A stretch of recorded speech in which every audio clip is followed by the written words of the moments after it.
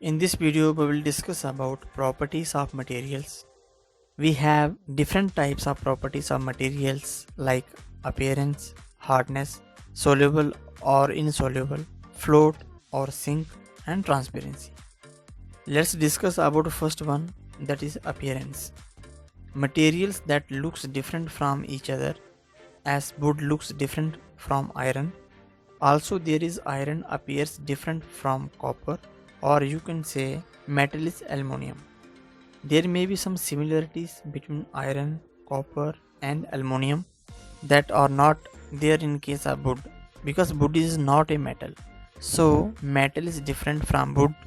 Some materials would have shine in looks and some have not shines. Materials that have such a luster or a shine are called metals. The example of such metals are iron, copper, aluminum, gold, etc. Some metals often lose their shines and appear dull. It is happen because of the action of air and moisture on their surface. The objective of this video was to know about appearance property.